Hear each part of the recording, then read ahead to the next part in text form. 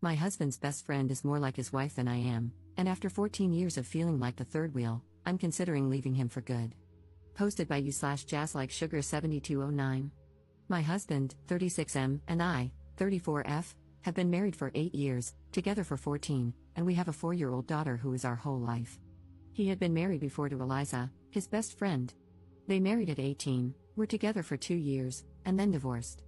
They remained best friends, and when we started dating, Eliza, my husband's other best friend Jack, and my husband were a tight-knit group.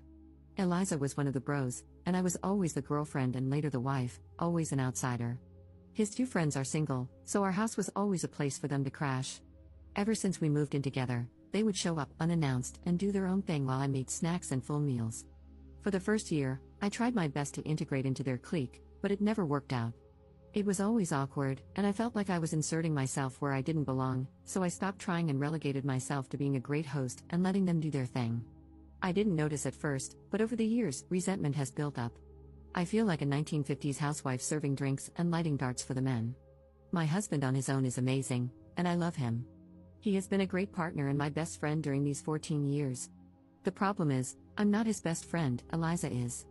Every single thing that happens in our life has to be discussed and analyzed with Eliza. Early in our relationship, I got pregnant. I took the test late at night, and we were really scared. Despite this, he was so reassuring, holding me the whole night and telling me he was ready to do whatever I wanted. I said I needed time to really think about it. The next day, we went to our classes and agreed to meet for lunch. When we met, he asked me how I was feeling, then told me he had the contact information for a doctor who performed terminations. It was illegal back then. I asked how he found one so quickly when I wasn't even sure what I wanted to do. His answer? He called Eliza early in the morning, and she had a friend who knew someone. I felt so betrayed because this was something deeply personal to me, and he went and shared it with someone else. Not just someone else, it's Eliza, come on, he said. In the days that followed, every time I saw him, he had new information from Eliza and Eliza's friend. I was so confused and scared, and Eliza convinced my boyfriend we needed to act fast because it would be easier.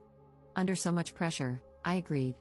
Long story short, it was a terrible, unsanitary clinic, and I almost died. To this day, I don't know if I should have kept the baby or not. But it's better not to dwell on it. When my boyfriend proposed, Eliza was fake mad that he hadn't told her first. The only way to placate her was to make her his best man, even though my husband had a male best friend. Every little or major event in our life turns into, yeah, I'm going to tell Eliza now, you know how she gets. I was S8 as a child and told my husband about it. He was the first person I ever confided in. Months later, Eliza and I were alone in our kitchen, and she started talking about something she'd heard on the news about a girl raped by a family member. Then she hugged me. When I started trying for a child and got pregnant, I asked my husband to keep it between us for a little while. It was Wednesday. By Sunday, when I saw Eliza, she congratulated me. I ended up miscarrying. I started looking for a doctor to help me deal with my depression, again, something I wanted to keep private. Eliza was so understanding.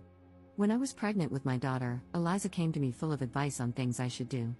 I told her to mind her own business, which really hurt her feelings. I stood my ground and told my husband I wasn't going to raise my child with Eliza's input and didn't want to hear any advice from her. This turned into a big fight with my husband because I was rude and Eliza was family and already considered herself an auntie. That was the only time I gave my husband an ultimatum: Eliza better keep herself away from my motherhood, or I will leave. Now, my resentment has reached the point where I don't want her near me, my house, or my husband. I feel like she is more married to my husband than I am. My whole life feels like I'm living in a best friends to lovers drama. I'm not sure why I'm writing this. Probably because I'm sitting alone in a coffee shop thinking how much I want my husband to just be my husband, not make me feel like a lame love interest in someone else's epic love story. In the past, my husband thought I was being childish. Despite loving him, I can't keep being married like this. I don't feel I can trust him to talk to me without involving Eliza, and I don't want to issue another ultimatum. Update 1 month later. I'm going to start by saying how thankful I am to everyone who showed grace on my last post. This isn't a happy update. If anything, welcome to the pity, angsty train. After writing my post and reading how most people felt about it, my head was full of doubts and sadness. Your opinions weren't a surprise since most of my friends and family had voiced the same at some point. I guess I'm too slow and need to be punched harder to understand. A few days after my post, I took a pregnancy test, and it was positive. Having a large family is what we always wanted, and ever since my termination, I've been left with a feeling of having empty arms. Holding my daughter in my arms felt like being whole again, and I knew I needed to grow my arms even more to hold my new baby too. But after the initial happiness, an ugly feeling started to grow in my stomach. I didn't want Eliza in our life. It felt like taking off my innocence glasses, and I was finally able to see her, really see her. How every smile was so damn fake, how every compliment was always mean-spirited or a veiled self-compliment. Nice potato salad, it was great. Oh, remember, to my husband, that potato salad I made? It was kinda unbelievable blah blah blah, or, nice outfit, I love how confident you are. I can't leave the house without making sure my outfit is flawless. Her reaction to my first pregnancy, my wedding, our travels, my second pregnancy, buying a house, how everything that should have been between my husband and me always included her, as if our life were a play she should write and direct. On our first Christmas together, she came over while we were decorating. With all her positive critiques, I ended up sitting in a corner drinking wine while she and my husband decorated. She's always here. And by here, I mean in my life. She has a say in everything in my life, to the point that when my husband voices his opinion, I can tell when it's his words and when it's Eliza's. I'm not saying that since I wrote the last post, everyone turned into ultimate evils, but thinking and rethinking about my life with my husband, I realized I've always been a passive character. It's like my husband got himself a pet, and he and Eliza are going to be endgame when they both realize they never stopped loving each other. Some of you, like my sister, will say I'm dormant. I guess I am. I've let this go on for so long that it's become normal. My life isn't bad, my husband hasn't been a bad husband, and Eliza isn't so bad at the bars that she hasn't tried to kill me yet. I know it's clear to all of you, but to me, this has been my life for years, my day-to-day. I've learned to look away and make myself small so I don't make others uncomfortable. Maybe because I'm pregnant and hormonal, but I'm tired of this. I love my husband, but I feel he can't fully love me with Eliza whispering in his ear and him running to please her like a golden retriever. After all that thinking and rethinking, I sat my husband down and told him we needed to set some strong boundaries because our marriage wasn't working. I didn't feel loved or respected as a wife or even as a person. I explained more or less what I've written here. My husband denied everything and tried to explain himself, saying Eliza was like a sister to him. I said even siblings have boundaries. It went back and forth, with him making me doubt whether I was, in fact, trying to control who was or wasn't in his life. He even joked about whether he'd need to sneak away to have a drink with his friends. For a moment, I wondered if I was, in fact, crazy. But I stood firm. If he wanted to keep this marriage, Eliza needed to be gone from our life. At first, I thought low contact would be enough, but seeing his reaction, I knew that wouldn't work. Maybe I wouldn't see Eliza, but he certainly would, and I would be antagonized and mocked. Honestly, knowing this made me realize my marriage was over. So I pressed with important questions. What were his real feelings? Why did they divorce if they were so hung up on each other? Why hadn't he left me sooner? Why not leave me now? Did he love Eliza more than me? Why? What was it about her? What did she have that I didn't, that made her impossible to leave? In summary, he loves her, but he also loves me. He doesn't understand how. Both of us bring something he doesn't want to miss. He's not sure if he wants a life with Eliza like the one we have, a marriage, a family, but she is his soulmate. They divorced because their relationship was so intense it burned them both. With me, he has calm, peace, and a loving place to come back to. He's never cheated but admits he sometimes fantasizes about her being me and me being her. They often talk about having this life together but agree that being together would destroy their bond. Also messed up, my God. I know it was kind of obvious to all of you in my first post, and it should have been obvious to me. But hearing my husband say he loves another woman, that she's his soulmate, and that he put her at the center of our life, made her an auntie to our daughter and some kind of sister-in-law to me, a supposed family friend, it broke me. I'm not going to lie.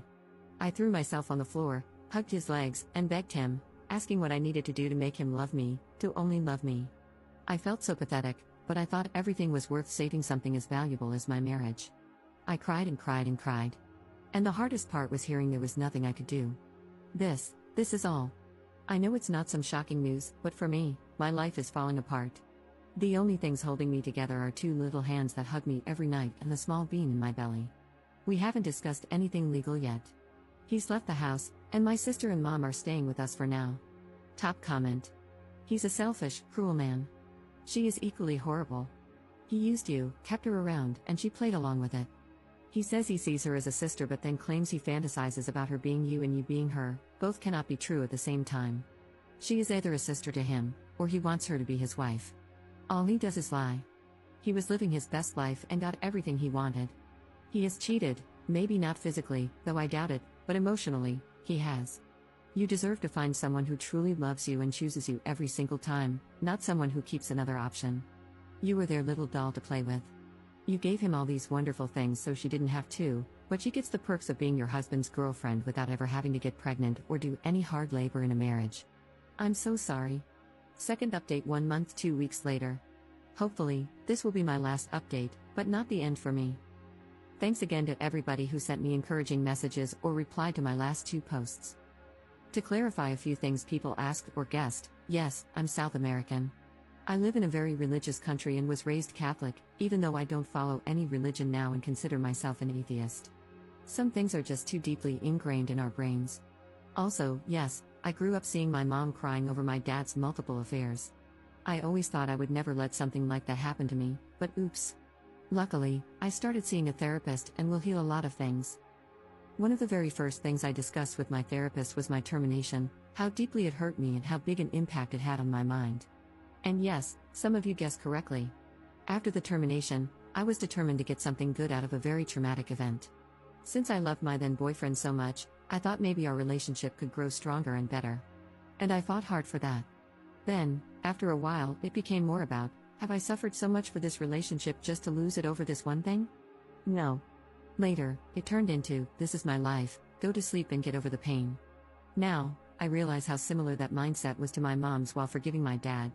But since I wasn't being physically cheated on, it never crossed my mind that I was doing the same thing. Now, about my husband and me, we are getting a divorce. I put on my big girl pants and went to talk to him again. I promised myself and my children that I would never beg someone to love me, and my children wouldn't have to grow up believing that something is worth more than loving and respecting yourself. So, I went to talk to him, mostly to say I wanted a divorce, and that's all. At first, I wanted to write down all the things he did that hurt me and how much they hurt, but what's the point? Communication time is over for us as a couple. He was all shocked and then teary because he didn't want a divorce. He tried to convince me to take more time to think. Then he tried to negotiate, asking what I needed for this to work, what I wanted, and what he was willing to do. He was so generous to offer to take some distance from Eliza to work on our issues. I laughed like a maniac because WTF. He said our family means everything to him, our daughter, our new baby. I was something he valued so much. I was the heart of his family, and he would always love me and be thankful for everything I gave him. This hurt because, yeah, he doesn't see me as a woman or his wife. I'm the mother of his children. I'm the one who takes care of him and his house, and he's thankful? It was a long talk, but it was mostly the same thing over and over again. In the end, he proposed that I keep the house, stay married because his job has great benefits that I should take advantage of even if we weren't together. He said he would cover all expenses, and we could live in different houses. In the end, he reluctantly agreed to the divorce. I'm now working on establishing new boundaries.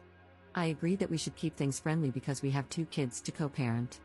Since he doesn't have a place to live yet, I allowed him to hang out with our daughter in our home, take her to the park, etc. But then he started showing up unannounced at our house, cooking for himself, and acting like he still lived there. I was getting really uncomfortable. I had asked for his keys earlier, but he said he wanted to keep them for emergencies only. One day I snapped and told him to either give me the keys back or change the locks. Again, he got teary, saying this was still his home. I told him it wasn't anymore, so no more hanging out here.